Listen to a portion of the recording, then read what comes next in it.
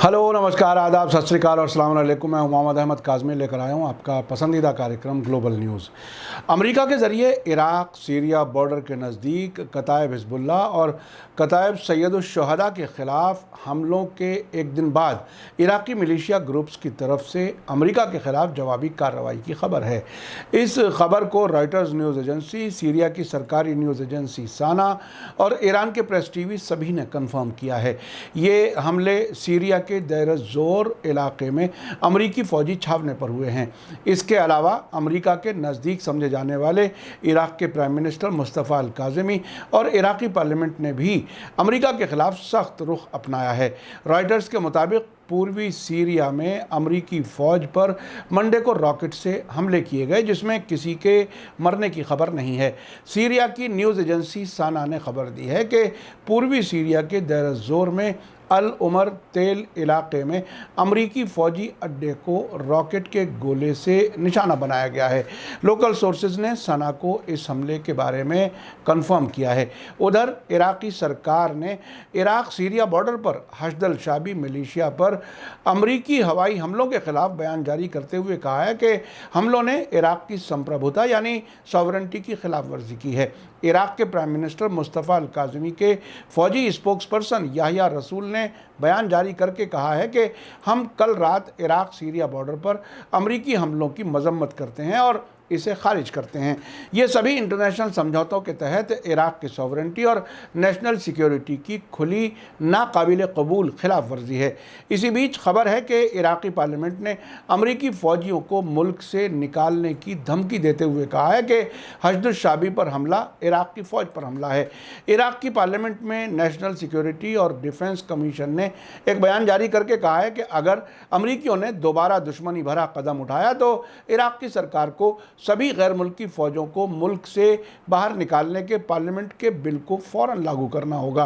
बयान में कहा गया है कि पिछले दिनों जो हमला किया गया है, अगर वैसा ही हमला फिर होता है तो इसका मतलब ये होगा कि अमरीकी फ़ौजी हमला करने पर अड़े हुए हैं और फिर इराक़ की सरकार की जिम्मेदारी होगी कि वो भी गैर मुल्की फ़ौजियों को मुल्क से बाहर निकालने के पार्लियामेंट के फ़ैसले पर अमल करे।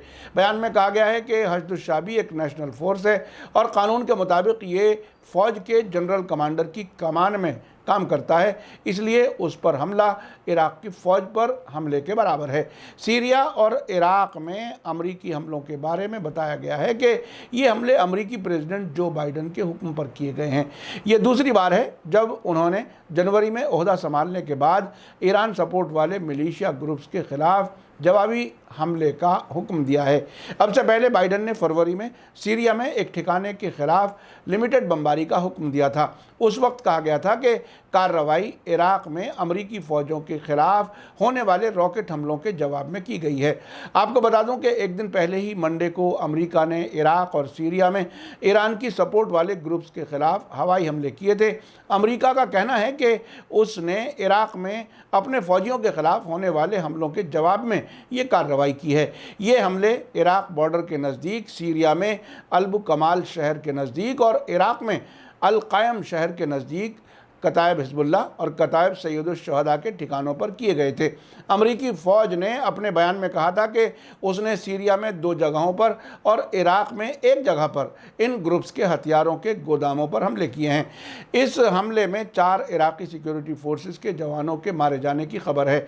हश्द-उश-शाबी के एक कमांडर अहमद मकसूसी ने एक बयान जारी करके अपने साथियों के मारे जाने पर अफसोस जाहिर करते हुए कहा था कि वो बदला लेने के लिए पूरी तरह से तैयार हैं। अमरीकी हमलों के बाद इराक़ी ग्रुप्स ने अपने रिएक्शन में कहा था कि वो अब इराक़ के आसमान में उड़ने वाले अमरीकी परिंदों को निशाना बनाएंगे। आखिर में आप बताइए कि अमेरिका के ख़िलाफ़ होने वाले हमलों के बारे में आपकी क्या राय है। आप अपनी राय कमेंट्स में लिख सकते हैं। चलते चलते आपको याद दिला दूं कि अगर आपने अभी तक media star world YouTube channel subscribe नहीं किया है तो सब्सक्राइब कर लें और घंटी दबाना ना भूलें। और अगर आप हमें फेसबुक पर देख रहे हैं तो हमारे पेज को लाइक करें ताकि आपको हमारी हर नई वीडियो की खबर सही वक्त पर मिल सके। इसी के साथ मुझे दीजिए इजाज़त। ग्लोबल न्यूज़ का ये एपिसोड आपको कैसा लगा कमेंट्स में ज़रूर लिखें। थैंक यू, धन्यवाद, शुक्रिया। जय भारत, जय हिंद। मीडिया स्टार वर्ल्ड के और वीडियो देखने के लिए हमारे चैनल को सब्सक्राइब करें और सीधे नोटिफिकेशन पाने के लिए बेल आइकन दबाएं। और अगर हमारी खबर सच्ची और अच्छी लगे तो अपने व्हाट्सएप, इंस्टाग्राम, फेसबुक और ट्विटर अकाउंट पर ज़रूर शेयर करें।